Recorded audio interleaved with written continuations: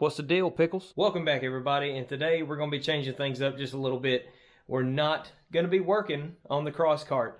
We've got some things that we need to figure out as far as the exhaust, find somebody locally that can do it. So, in the meantime, we decided, you know what? You work so much on something like this, and you forget to enjoy the little things in life. So we brought one of the little things in life into the shop. I'm going to be fixing a PW50. Let's get after it.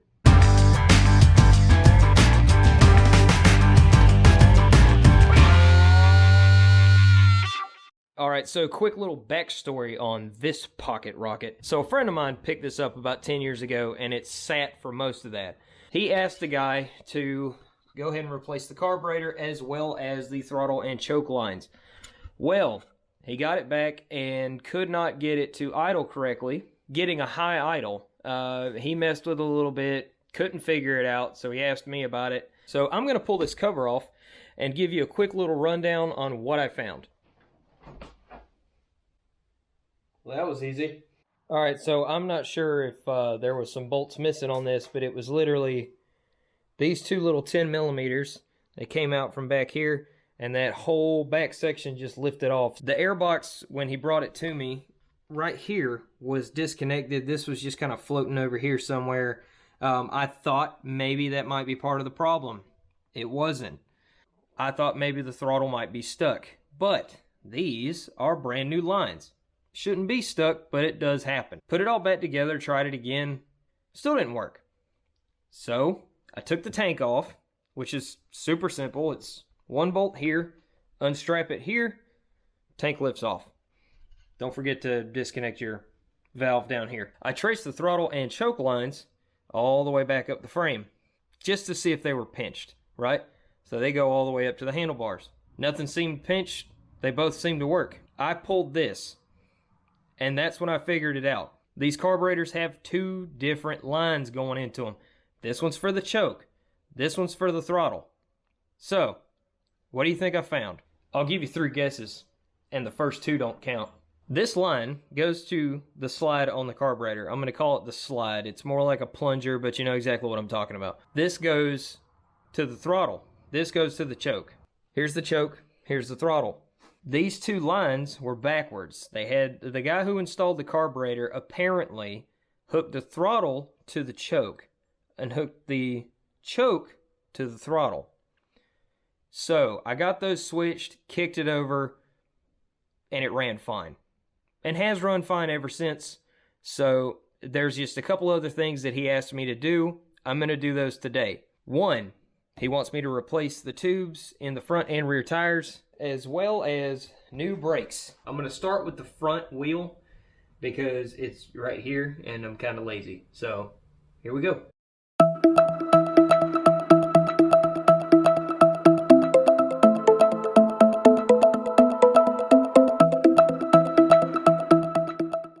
Here's our brake setup for the front. Here's our shoes.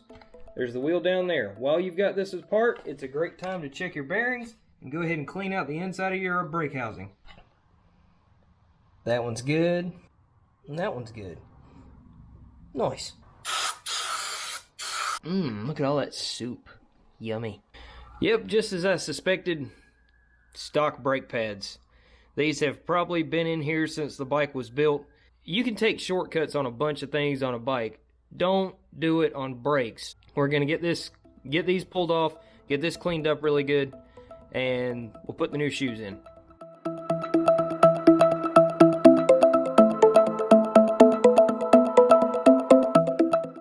Alright, so we got that all cleaned up pretty good, and now what I'm going to do, get your two shoes and your spring, slide your spring in on this side, slide it on that side. You're going to have to pull them apart a little bit. Here's an easy way. Do it like this. Make sure you hold that spring in place. You can just like that. I have to twist that spring around just a hair. I don't know if you can see this very well.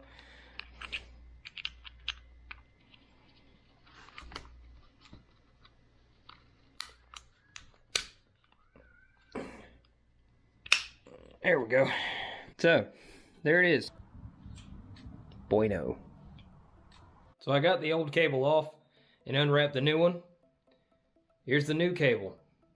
Here's the old cable. Watch this. New cable. Free moving. Old cable. That's trash. So now we're just gonna put this in here. Never here, somewhere. Go.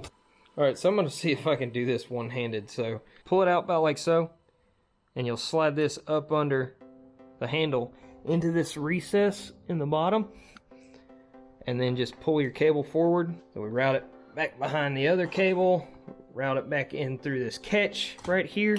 Make sure you use these. I've made the mistake of not using these before. And what ends up happening is the cable gets loose, it gets into the tire rubs a hole in it, it could break, it locks up, whatever, your brakes don't work, and then you're gonna have a bad time. Before I go putting the rest of the brake system on, it has to go back on the wheel. I'm not gonna take this wheel back off, so what we're gonna go ahead and do is change the tube. Get over here! Spoon, spoon.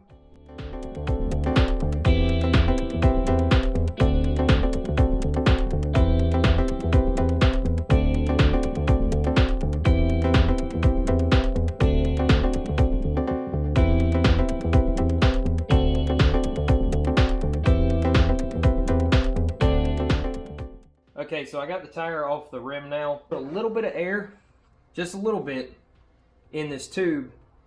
Makes it a lot easier to position the tube inside the tire, and then I'll line up the valve stem with the hole in the rim and get it mounted back on there.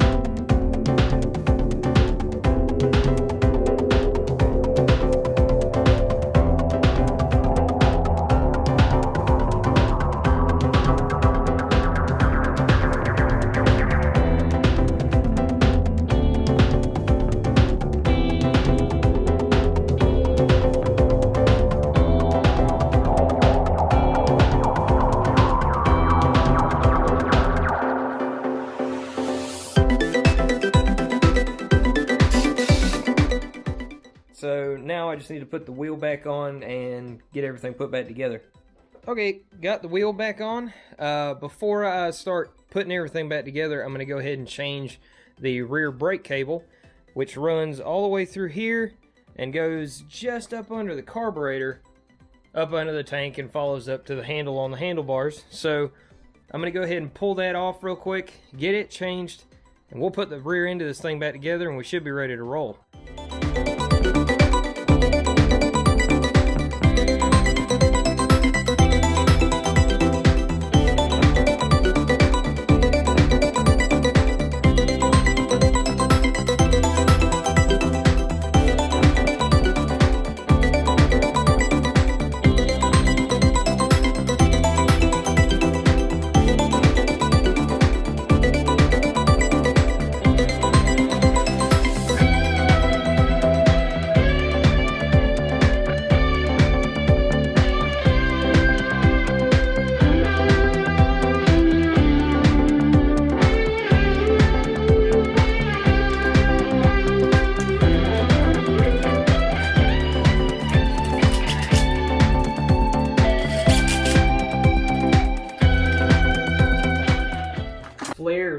side right here goes towards the wheel, because I just had to redo all of this because I wasn't paying attention and mounted it backwards.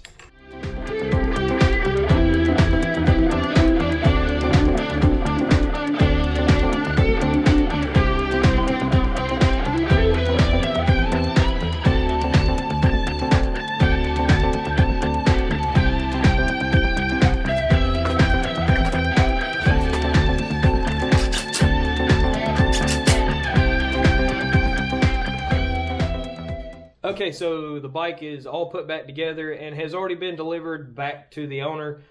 I tried riding it around the yard, but I couldn't steer it. It's rare that I get to say this, but the bike was too small for me. That doesn't happen often, but when it does, that's small. It's cool to be able to work on stuff like that, because that means that kids are still doing this type of thing instead of sitting around staring at a smartphone or a tablet or a TV screen. Brings me a little bit of happiness to know that some kid's going to get to ride that PW50. If you haven't already, you can like and subscribe. Make sure you use the link in the description to pick up a t-shirt from MiniBikeApparel or a RattleCan Customs t-shirt from Stover Customs, much like this one right here. And until next time, y'all get up, get out there, and get after it.